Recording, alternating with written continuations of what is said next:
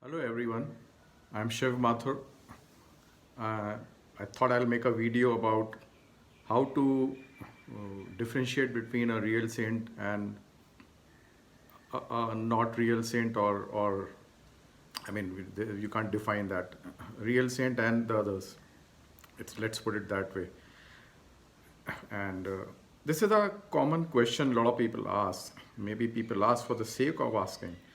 But I would say that one should first understand, try to assess your own self before even trying to see where to go and find a real saint. Because even if you find a real saint, are you really prepared to talk to that saint? Do you have that in you where you go to that saint, where you know what to talk to that saint? Can you engage in such conversation? Can you benefit from some conversation which you can have with the saint of that caliber, or I mean, of that level? So, a saint is a yogi. If they are real, it's not that you are looking for a real saint that they will bless you and you will get something. So they will, even if they bless you, they will only bless you if you deserve their blessing. So it's another way of saying whether are you really ready to meet a real saint? Are you really prepared? Have you really prepared yourself that you can get what you should get from meeting a real yogi? So these are the questions one should ask oneself first. And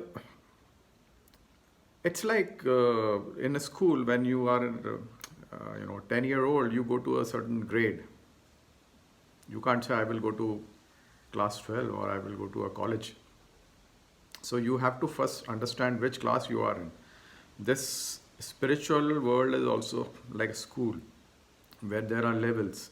So as you progress, if you don't understand, and it's very difficult for most people to really give time to understand where do they stand. And when suppose you are in spiritually, you are in class 5, how do you understand, where do you find a saint? So in our life, the life automatically takes us to those kind of people. Now I will put it in another way before I will tell you how to differentiate. I'll put it in another way. There are so many saints or godmen, whatever you call, or yogis or sadhus or mystics or miracle doers, or I don't know. You can define them in different way. So there are wide variety of spiritual people there in the world, and whom should you go? So all of them have their audience. Everyone has their set of audience, because for every kind of group of category of people, I mean, if you say the people who are looking for yogis and saints or sadhus, there are different categories of people with their different kind of a mental level. So a particular category of people will get attracted to a particular person who's giving some knowledge, so, or discourse, whatever it is, or whatever he's doing. Like he might be running ashram or a center or what. He may be real, unreal, or half real, half cooked, half baked. He's also in some way he's achieved something, and he's still much worldly, or however you define him, you can call real or unreal.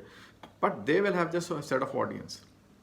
So you are only judging based on your understanding, and then you go and get attached to, or you get attracted to those kind of spiritual people who are having some kind of setup. So you yourself are unable to judge, and you yourself don't have that ability to differentiate. That's why people will land up with a kind of guru, whatever you call it, or a yogi or a saint.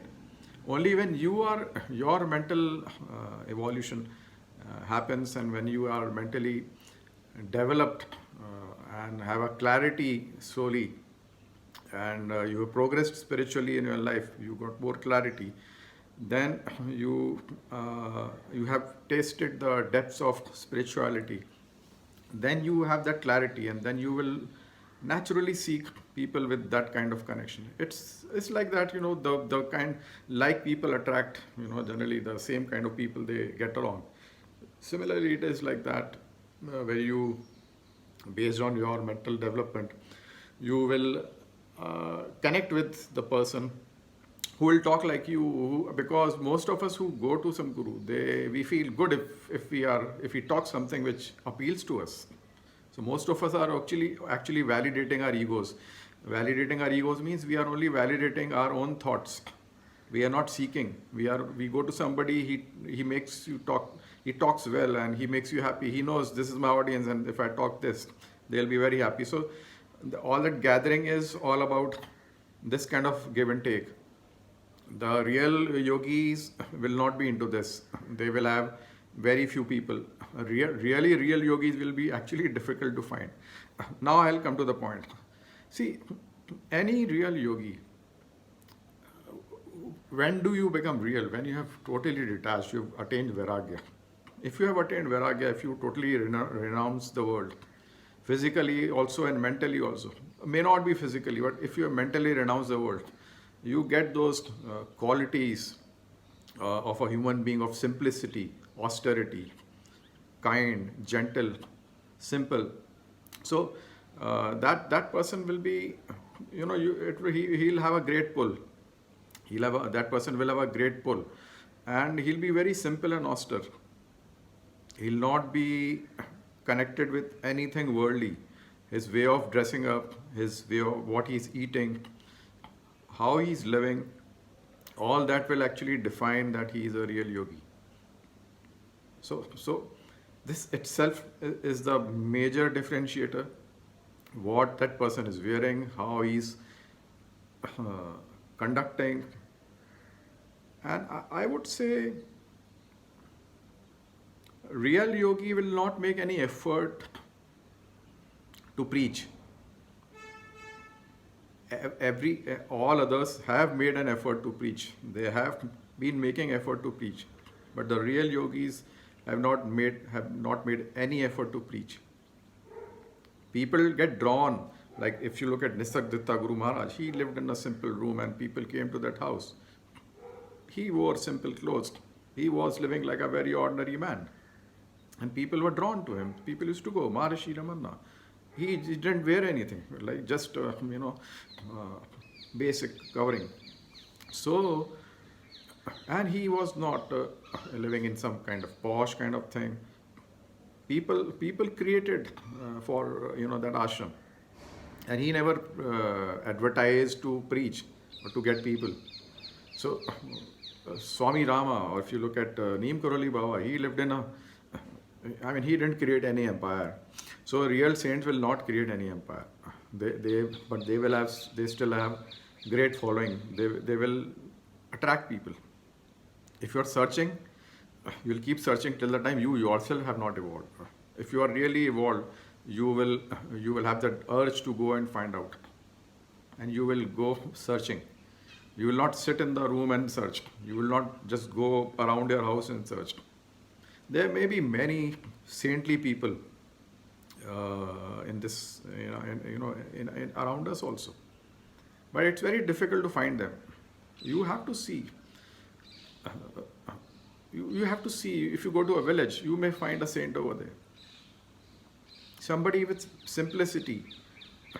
If you talk to those people, you can see the aura in them. Actually, you can see if you can see the aura, it won't take more than a minute to judge whether this saint is really simple or not. Because he will not have any kind of decorations on his body.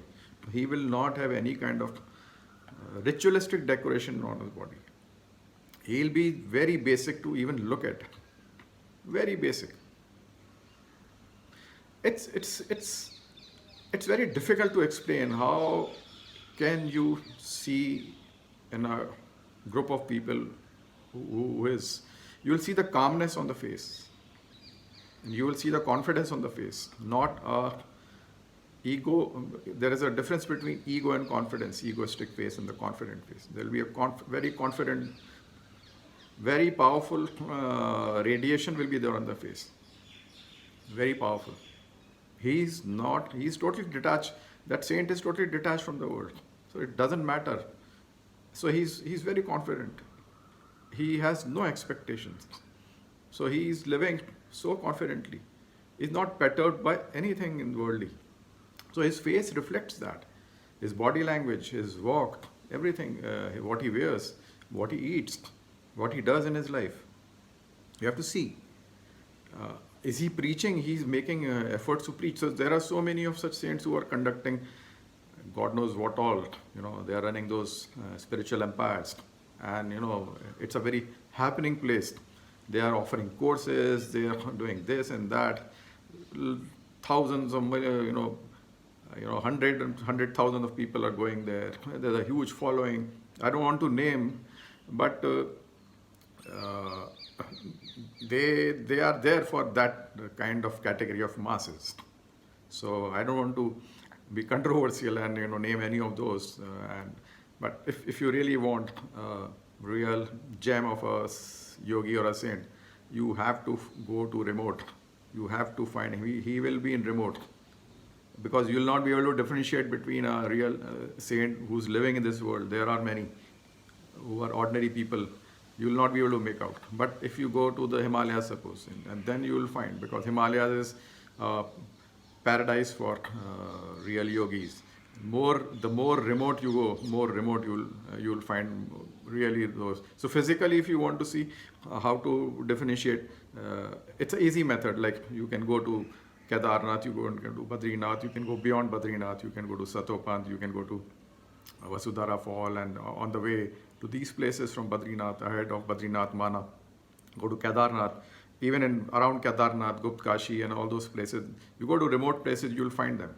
So they are kind of living pretty much away from the humanity, or they are in the forest. So these are the ones, I think. I hope I have made it clear. If you have any questions, you can ask. I mean, this is not a topic where you can go on talking, and I think this much is enough to understand the difference between a real saint and a true saint. If I come off something else, I will probably add in the notes. And right now, I think you can ask me questions if you want. Thank you. I should also explain about there are sadhus, there are yogis, there are saints, there are mystics. So a lot of people get confused between a saint and, if I tell you saint, like Neem Karoli Baba was a saint. He was having mystical powers. Maharishi Ramana was saint. They could understand what is going on in your mind. So, and yogis, saint can be found anywhere. You don't have to go to Himalaya to find a saint. Saint can be anywhere. He can be in Varanasi, he can be in Vrindavan. So you can, these are the places, Tirunamalai, you can go to Kanchipuram, you can go to Puri, you can go to Vrindavan, and not just Vrindavan, Brijbhumi, you can go to Barsana. In Barsana, there is a forest area. When the forest you can go, you can find saints. Yogis are a different kind of material. They are doing something else. And yogis are generally found in the Himalayas, because they are doing meditation. Their path is Jnana Yoga, mostly Jnana Yoga and meditation. And saints are simple living. They are simple living, and they are more into devotion. They are also into devotion. So you'll find a saint more in these kind of places, which are of spiritual or religious value, like Puri and Vrindavan, Varanasi, or Amarkantak, Narmada, and Tiruvannamalai, Kanchipuram, maybe Madurai, Rameshwaram. So I think all over India, wherever you go, you can find a saintly person. Yogis are different. Yogis are generally in the Himalayas. That's my understanding, because they are doing something. Because yogi has to do a very tough practice, like tapasya. Like tapasya was something which the Rishi Munis used to do. So yogis are that, who are living in a very harsh conditions, tough conditions, and really physically renounce the world. And if you go to Vrindavan, suppose in Vrindavan, if you are going on the Parikrama Marg, you will see a lot of sadhus on the, they are on the side of the road. It's all lined up with sadhus. So they are living in this world. They are dependent on many worldly things, in the sense for their food and sustenance, though they are on the footpath. And so they are still connected to this world. They have renounced the world physically, but they are still dependent. They're still living. They are not living like a yogi. They are not living in very harsh conditions compared to the yogis in the Himalayas. Like if you go to Gangotri, Kedarnath, beyond that, it's difficult to go. In fact, when I'm thinking of going to these places, I have to really look at a window, which is like presently in the summers, there is Yatra season, pilgrimage, and it's so damn crowded, you can't even imagine.